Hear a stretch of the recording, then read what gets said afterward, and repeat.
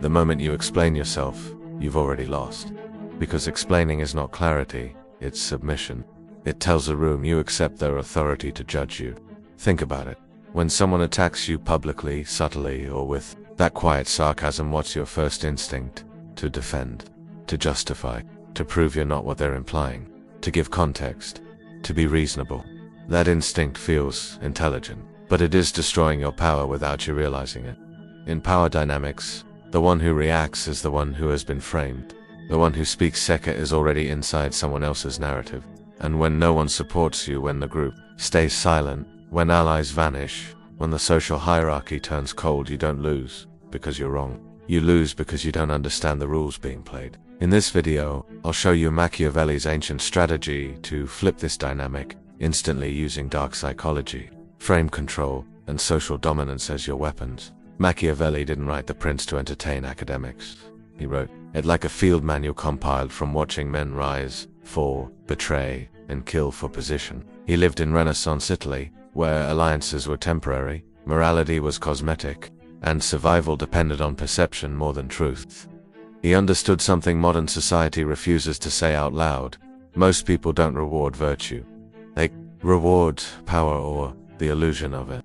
That's why the world teaches you to be nice, be fair, explain yourself, clear misunderstandings. Those rules are not designed to make you strong. They are designed to make you predictable, manageable, easy to control. Because the person who explains is asking for permission, and the person who asks for permission is already beneath the hierarchy. Machiavelli wrote that people judge more by what they see than what they feel. Appearance dominates reality. Masses live on surface impressions. They follow what looks safe, what looks strong, what looks socially approved. And when you have no support, you are at your most vulnerable because humans are herd animals. The herd punishes isolation. That's the trap. When you're alone, you start negotiating for acceptance. You become desperate for validation. And desperation broadcasts weakness like blood in water. So Machiavelli's solution isn't be liked. It's control the frame. Because when you control the frame, you control how others interpret every move. You make your silence, your aggression, your patience, your decisions. And when you can't rely on allies, you must rely on something more reliable, human nature. But there's something even darker about this. We'll get to that in a moment. Here is the core truth. The world is not divided into good people and bad people. It is divided into those who understand social dominance and those who become tools for others. If you're still here, you're not looking for comfort, you're looking for leverage. Now you'll get it. Trick number 1, refuse the trial. Never enter a weak frame when no one supports you. The first attack usually comes disguised as concern, feedback, or just asking questions. But the real goal is simpler: force you into defense mode. Defense mode is psychological submission. The human brain interprets it as guilt, weakness, or lower status because high-status individuals don't rush to justify themselves. This is frame control at the neurological level. Whoever defines the meaning of the interaction controls the outcome. If they accuse you and you respond emotionally, you've accepted their premise, that they are the judge and you are the defendant. Machiavelli's world was full of this. Leaders didn't fall because they were wrong. They fell because they were made to look uncertain, shaky, reactive. And reactive men attract predators. So the first trick is ruthless. Do not answer the accusation, answer the social position behind it.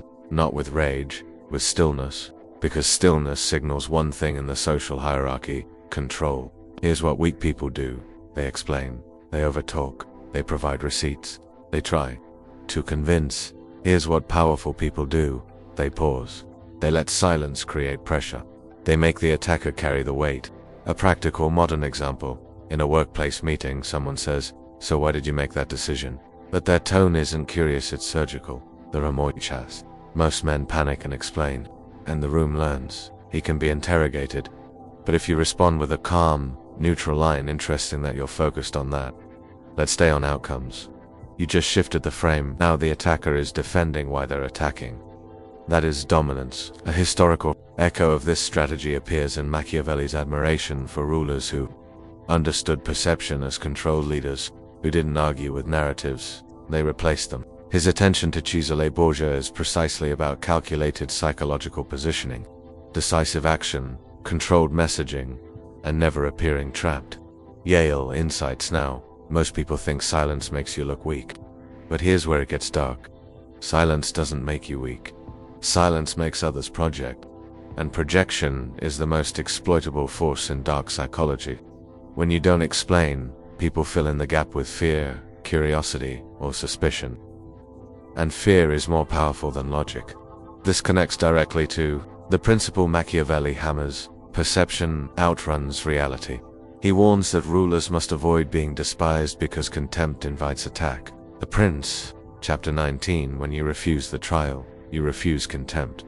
Now, most people stop here, but that's why they fail. There's a second layer. Trick number 2. Use controlled fear. Be unpleasant to challenge, not easy to hate. Machiavelli wrote something most men misunderstand. It's not enough to be respected. You must be costly to violate. When no one supports you, the group is watching one question: can we attack him safely? If the answer is yes, you become the designated target. If the answer is no, you become a risk.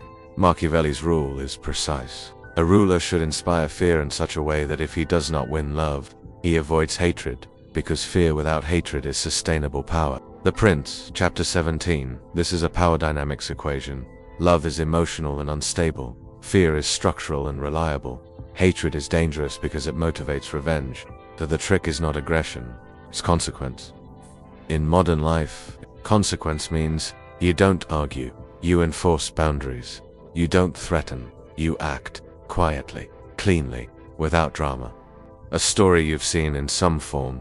A man gets disrespected repeatedly, subtle jokes, dismissive tones, small humiliations. He tries to be cool, hoping acceptance returns. Then one day he snaps. Loud, emotional, explosive. That outburst doesn't restore his status. It confirms his weakness because he proved they could control his emotional state. The Machiavellian move is the opposite. You respond early, calmly, and with proportion. Not violence, not chaos, just a visible cost. Example: someone spreads a rumor about you. Instead of pleading your innocence, you remove access. You cut collaboration. You stop providing value. You stop being available. You don't say, "How could you?" You say through action. If you cross me, you lose me. That is social dominance. If you're still watching, you're already ahead of 90% who clicked away, because this makes them uncomfortable. Because weak men want power without enforcing cost. They want respect without risk. They want social dominance while still being liked. Machiavelli would call that fantasy. And here's the darker mechanism. Humans don't follow morality. They follow incentives. When the environment punishes disrespect, respect appears. When the environment rewards disrespect, cruelty spreads. Machiavelli also notes the best safeguard against conspiracies is not being hated or despised. That means you must avoid giving people emotional fuel while still making yourself difficult to attack. The Prince, chapter 19. The next principle is where it gets truly dangerous. Trick number 3. Manufacture allies without asking. Control the reward pipeline when you have no supporters. The instinct is to beg for loyalty, to recruit, to plead your case. That is weakness dressed as strategy. Machiavelli understood. Loyalty is rarely moral. It is transactional. So instead of chasing allies, you do something colder. You become the gateway to outcomes. People don't support you because they like you. They support you because association with you improves their position in the social hierarchy. This is why winning alone is a misunderstanding. You don't win with no one. You win by making others choose you even if they don't like you. Here's what weak people do. They chase approval, overshare, overgive, overexplain. What powerful people do, they control, value, flow, information, access, opportunity, timing. When you control the pipeline, people orbit you, not out of love, out of self-interest. This aligns with the logic behind reputation and perception as power on idea echoed in modern summaries of strategic power like the 48 Laws of Power, which emphasizes guarding reputation and creating an aura that draws others in. Nat Eliason notes, now, this is where you need to be careful. If you turn into a walking vending machine giving value with no standards, you train people to exploit you. The Machiavellian method is conditional value. You reward alignment, you starve disloyalty. Modern example. In a group project, You stop trying to convince people you're competent. You start making competence scarce. You offer your best input to those who back you publicly. You keep your strongest leverage private until it's needed. Suddenly, the group's incentives shift. Now the herd has a reason to support you, because without you, they lose something. This is manipulation tactics in their purest form, not deception incentive engineering, and Machiavelli's world proved it over and over. He observed leaders who consolidated control by reorganizing who benefited and who paid. That's why he admired decisive rule that stabilized decides disorder. Stability makes people tolerate hardness, Yelly insights, but knowing these isn't enough. You need to understand how they combine. Trick number 4, become unreadable. The forbidden weapon of strategic ambiguity. This is the final law, the most dangerous, because once you master it, there's no going back. Most men try to be understood. Machiavelli understood something else. Being understood makes you predictable, and predictability makes you controllable. So when you have no allies, you become unreadable. You speak less than necessary. You reveal less than necessary. You allow people to wonder, because uncertainty does one thing to the human brain. It forces vigilance, and vigilance makes people cautious. Cautious people don't attack freely. This is why Machiavellian power is mysterious, not theatrical, not loud, controlled, minimal, strategic. Most people can't handle this truth because they're addicted to emotional transparency. They think honesty equals strength. But in power dynamics, honesty without strategy becomes self-destruction. Machiavelli's warning about avoiding hatred and contempt is not about being kind. It's about controlling emotional reactions around you so others don't unite against you. The Prince, strategic ambiguity prevents united because people can't coordinate against what they can't define. And here's what Machiavelli never explicitly wrote, but understood. When you are isolated, your greatest threat is not the enemy. It is the group's shared certainty about you. Certainty creates permission. Permission creates attack. So you destroy certainty with silence, with controlled reactions, with unpredictability. That is forbidden knowledge because it feels cold. But cold is what survives. Trick number 5, weaponize appearances. Let them see virtue. Keep the knife hidden when you have no supporters. You are not fighting facts, you are fighting perception. And perception is where weak men die because they try to be real, while creditors build images. Machiavelli wrote a rule that modern men pretend is immoral because it exposes how the world actually works. It is useful to appear virtuous, even when you cannot afford to be it all the time. A ruler must seem merciful, faithful, humane, upright, religious while keeping the mind capable of the opposite the moment necessity demands it. That is not hypocrisy, that is survival. Spark notes the Prince, and he goes further. He reveals the mechanism behind it. Men judge more by the eye than by the hand. Everyone can see, few can touch the truth. So the public lives inside appearances. Spark notes the Prince, ch. 18. This is the dark psychology of social hierarchy. The group does not reward what you are.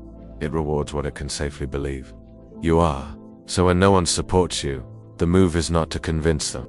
The move is to curate what they're allowed to conclude. Here's how weak people play it. They overshare, over-explain, try to prove sincerity. They think transparency creates trust. In reality, transparency creates attack angles. Here's how powerful people play it. They show controlled signals, calm, restraint, professionalism, composure while privately preparing leverage. A modern example, a man is being targeted at work. Whisper campaigns, passive-aggressive comments. No allies. If he becomes openly angry, the group labels him unstable and isolates him further. But if he stays outwardly measured, polite, clean, consistent while documenting, building options, and controlling access, the attacker loses the ability to sell a story, because the frame becomes, this man is disciplined, so why are you obsessed with him? No. Most people think image is vanity, but here's where it gets dark. Image is not vanity. Image is armor, and when you lack external support, armor is your first army. But there's something even more powerful than image. We'll get to that in a moment. Pattern break. Everything you've been told about authenticity. Surface level morality for people who never face real power games. Trick number 6, strike once, not twice. If you must hurt, end the war when you're alone. The biggest danger is not conflict, it's long conflict. A prolonged fight gives the group time to unite against you. It gives enemies time to recruit. It gives observers time to decide you are drama.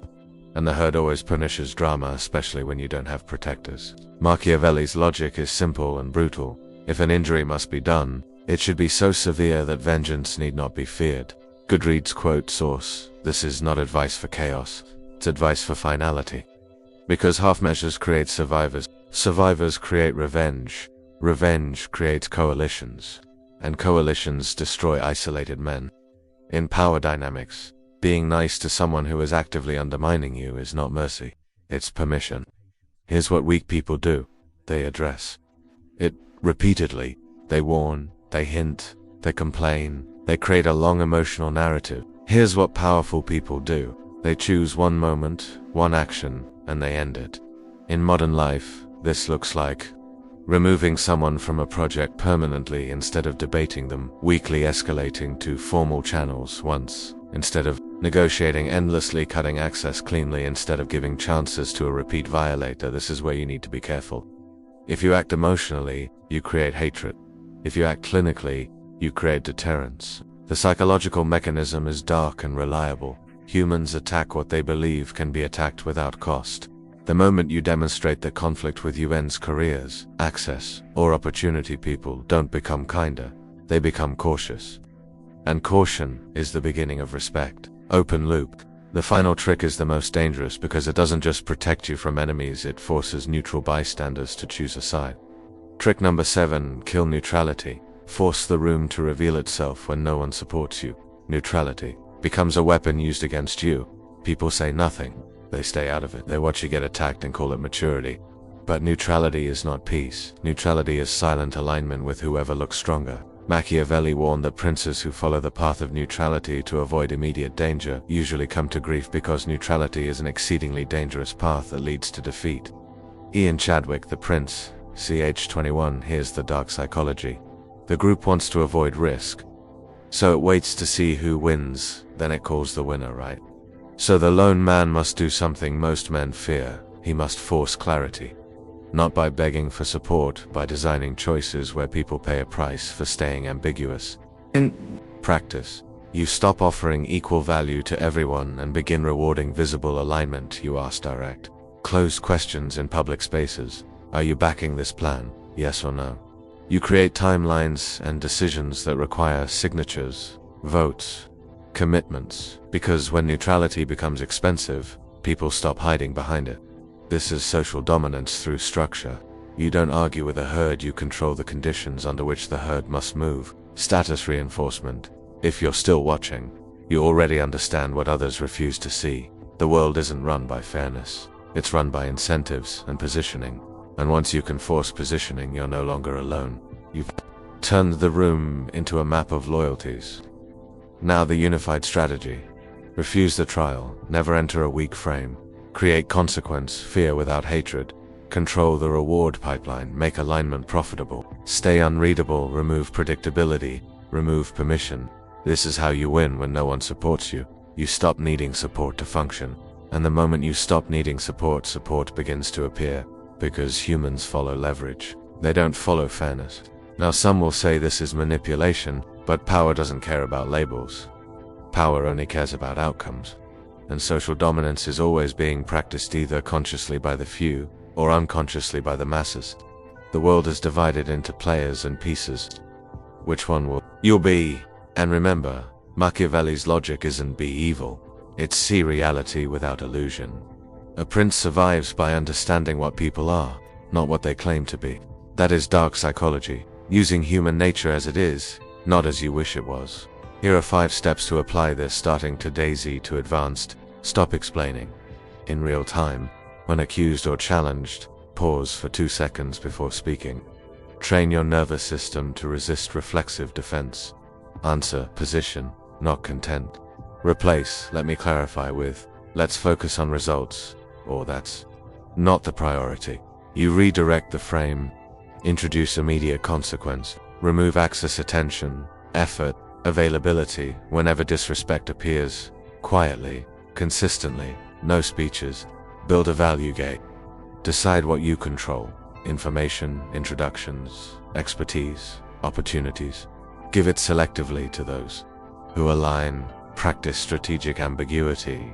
Speak less, reveal less. Let your intentions stay unclear until the moment action makes them undeniable. You now know what 99% of people will never understand. Power is not granted by fairness. Power is granted by perception, incentives, and control. Here's what changes if you apply this.